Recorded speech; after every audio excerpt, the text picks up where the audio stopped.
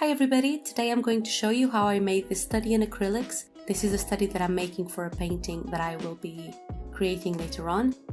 The very first thing that I did was create a study of Klimt's work. I really like the colors that he uses. I've already done some sketches as well and some studies about this painting, and I'm going to be doing the other one right here. So here we go. The first thing that I've done that you will not be able to see is just outside of the shot. I've taken some photographs of myself as reference and I'm using them to create this drawing. Sketching for this study was quite fast, about 5 minutes. And the reason for that is that when I know I'm going to paint something, I try to just put the right shapes in the right place with the correct proportions. The reason for that is I know that I'm going to be painting it later on. I know it's going to cover most of the drawing and I will not be able to see my lines very well. So it doesn't really matter if they're perfect or not, or if they are really clean. Obviously, if I do something that is really wrong, or if that's going to confuse me later on, obviously I'm going to adjust it, but it's not very necessary.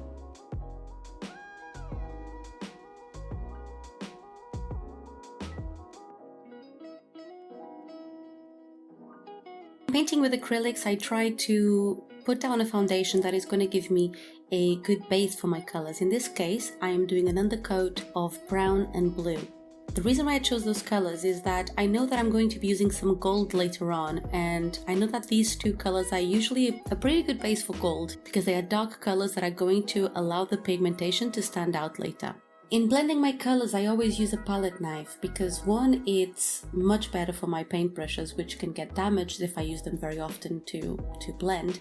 And if you use it quite vigorously, it's actually much faster and you can get a much more homogeneous tone. Here, I wasn't completely sure which type of skin tone I wanted to do, so I've done two types of skin tones here, a warmer one and a cooler one. This one here is a cooler skin tone with a cadmium red deep, and this one here is a warmer one which has a little bit of vermillion, which is a warmer red there. One thing that I will keep doing is looking at my references, whether being the reference of the photographs that I've taken or the study that I've done beforehand, just so I can match my colors and make sure that I'm not deviating too much from what I want. It's very easy to get into the painting and actually forget what you're trying to do.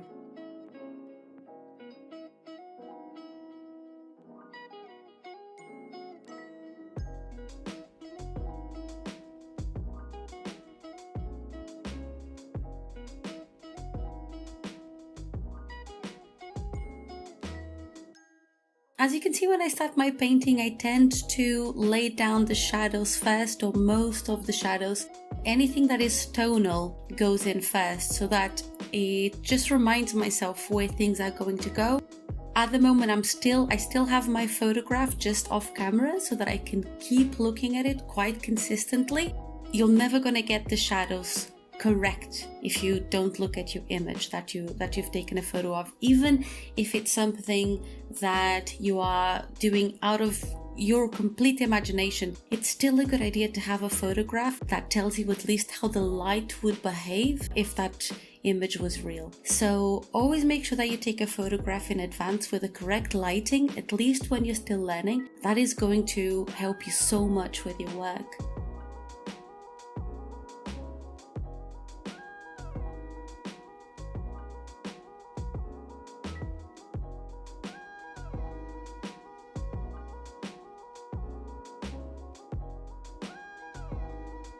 I started doing some different tones and shades. I've decided that just using the blue wasn't really working for me, so I started using some brown as well. One thing that I wasn't completely sure of as well. So remember, this is a study, so the purpose of this is for me to figure out what I like and what I don't like. It's not for me to do a mini version of my painting. That's not what I'm going for at all. I'm just trying to figure out the colors, what works, what doesn't work. So I've got two blues that I really like here. One of them is the Prussian blue and the other one is the phthalo blue. I'm using the Prussian blue on one side of the painting and the phthalo blue on the other side of the painting. It's kind of helping me to figure out which one works the best. This is also why I mixed a warmer skin tone and a colder skin tone. It's because I kind of need to know what I'm going for here. I'm not 100% sure. You can see that this blue that I'm using here, it's slightly different. That is the phthalo blue right there.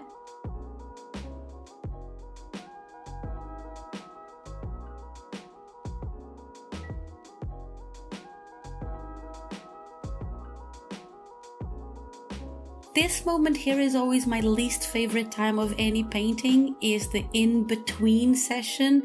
It's not unfinished enough that I can just tell myself it's okay because it's unfinished, so it's looking terrible. But it also doesn't have any of the detail. So this is the point where I see many students stopping and starting to feel disheartened with their painting. Don't feel like that. Just carry on with it. You really must. I was quite happy with the end product of this study, even though it is just a study, so it's not perfect by any stretch of the imagination. But if I'd stopped now, I definitely wouldn't have been very happy with it at all.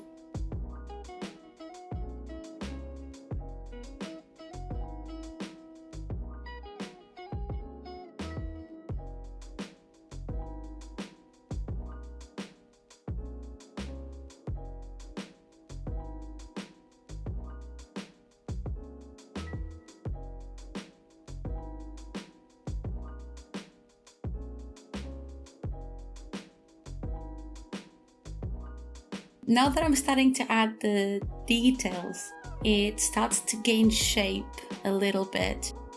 And one thing that I want to show you is I'm actually going to slow the video right down so that you can see how long it takes me in real life. These moments, they take me much longer than doing the main part of the painting. So the sketch probably takes me about 5 minutes. Painting the main areas probably took me about an hour. And the details will probably have taken me, a good half hour, 40 minutes, just because I like taking my time.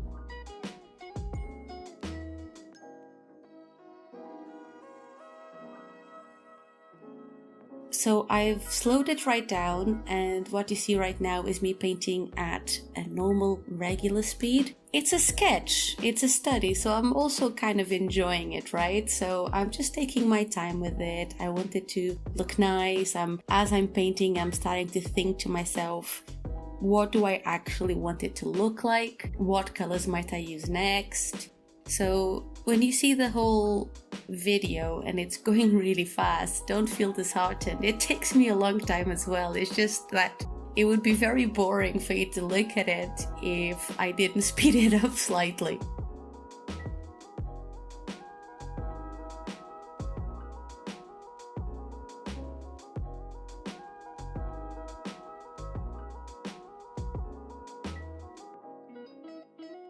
For the highlights in these areas, I'm actually using some of my light gold because I want to start bringing it together with the background, which I know will be very gold based.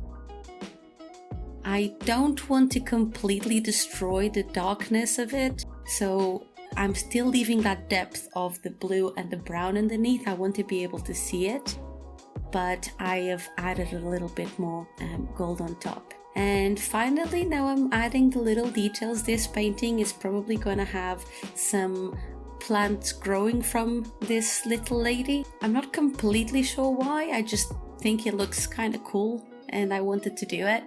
But I'm sure I can come up with a reason later. That's often the case. But I'm using about 2 to 3 different colors, and I don't want to be very particular when I put these together. I want them to be a little bit raw, so you can see that the blues and the greens are not quite mixing together very smoothly. This is completely by design. I'm quite liking the roughness of this sketch, and this is something that I will probably use as well when it comes to the actual painting. Not quite as much as here, but I definitely want to keep a rougher, more organic feel to my painting. I know this area is going to be in a variety of green shades. I've tested them previously with a gold and I think they look quite nice. I'm going to add the darker areas to begin with dark green and with dark blue. Now I'm adding roughly some lighter greens as well. And in a bit I'm going to add some yellows and some even lighter greens so that it gives me a 3-dimensional look. Again, you will notice that for these details and even for the neck, I left it fairly rough. This is a very good trick so that you get the person to look where you want them to look at, make that area really detailed, and make the rest of it a little bit rougher. And here it is. This is the finalized sketch, but I'm looking forward to doing this painting and we'll see how that goes. I'll make sure that I will upload that as well. Hope you enjoyed it.